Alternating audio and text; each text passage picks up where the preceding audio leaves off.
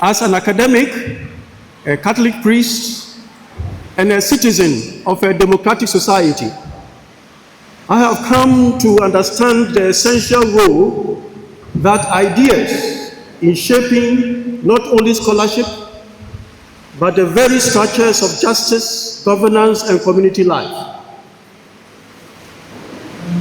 The inaugural lecture tradition provides a platform for reflection on one's scholarly journey while addressing a matter of critical public concern. It is in this spirit that I speak today on the theme, free speech and false information, legal and ethical boundaries in a digital democracy. We find ourselves living in a time when communication is at once more powerful and more fragile than ever. The right to express ourselves freely is a core element of a democratic life, enshrined in constitutions, celebrated in academic circles, and defended in public spaces. Yet, this right now contends with new challenges brought about by the overwhelming presence of false information, especially in our digital age. The digital age has dramatically expanded the public sphere, but also made it more vulnerable to distortion, manipulation, and erosion of truth, raising urgent concerns about the sustainability of informed citizenship, participation, and public trust. In this lecture, I am to share reflections drawn from my research, teaching, and practice in the fields of media law, communication ethics, and policy. Through a structured exploration of 3 thematic phases, I will examine how societies can uphold the principles of freedom of expression while protecting the public sphere from the corrosive effects of falsehoods. I invite you to join me in thinking critically about how we might pursue a vision of democracy that is open, ethical, and informed by truth. Freedom of expression lies at the heart of democratic societies, protecting individual rights to voice their opinions, hold governments accountable, and participate meaningfully in civic life. Yet, the same right can be weaponized to spread misinformation, distort public sphere, and undermine democratic integrity. Across Ghana, the United States, the United Kingdom, Australia, and Europe, legal systems grapple with the tension between preserving free speech and protecting democratic institutions from the corrosive effects of false information. This analysis examines how these jurisdictions interpret and regulate speech in ways that reflect broader cultural and legal and institutional priorities.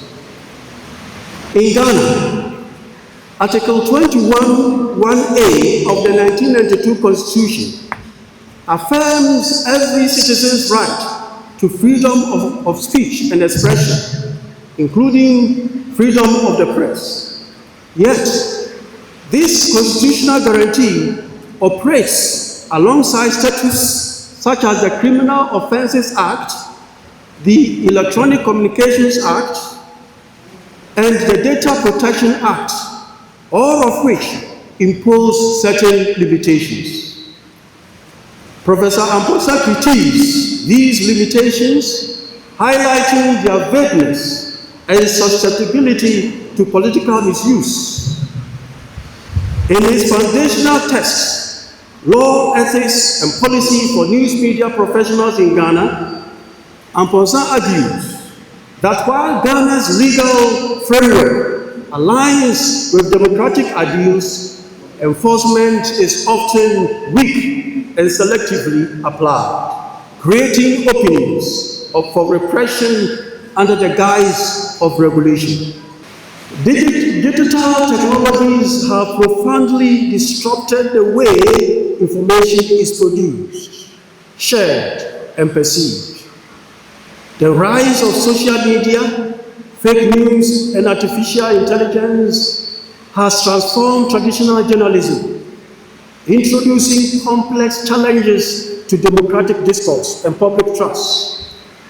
While digital platforms have expanded access to information, they have also accelerated the spread of misinformation and polarized audiences through the algorithmic spread of content.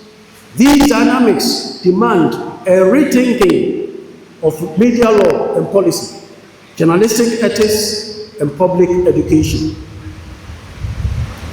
Platforms like Facebook, YouTube, TikTok, and X, formerly Twitter, now dominate the global landscape, enabling users to disseminate content with minimal editorial oversight in an instant.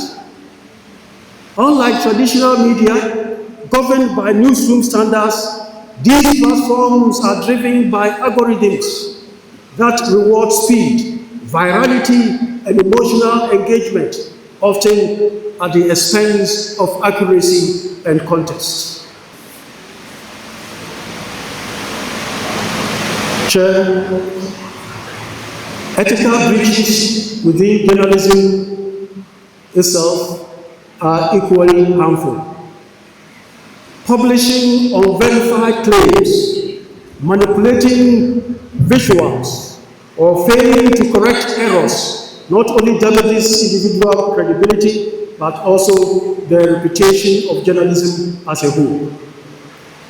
Trust must be earned through consistent ethical performance, because neglect will fuel broader skepticism, especially in digital contexts where disinformation circulates faster than corrections. Moreover, regulatory bodies have a crucial role in restoring trust. Institutions like Ghana's National Media Commission and National Communications Authority must be independent, proactive, and transparent in their operations. When regulatory action appears politically biased or inconsistently applied, it undermines both ethical behavior and public confidence. The legal and ethical management of digital information is linked to the preservation of public trust. When laws fail to address modern media realities, when ethics are compromised in the pursuit of clicks, and when regulation is perceived as partisan, citizens lose faith in journalism and the democratic process. The priority is to reform Ghana's speech-related legal provisions to reflect the demands of a digital democracy. Current statutes, such as those concerning false publication or offensive conduct, are vague and open to subjective interpretation. So, the law reform process that we need must aim for precision, proportionality, and protection of democratic values and rights.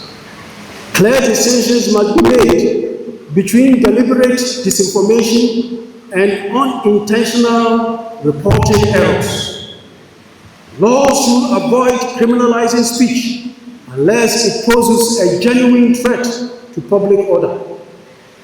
This reform process must include wide consultation with journalists, legal scholars, civil society actors, and digital rights advocates to ensure it is both rights-respecting and contextually appropriate. We need also to reinforce judicial oversight. Effective media regulation also requires an independent and competent judiciary.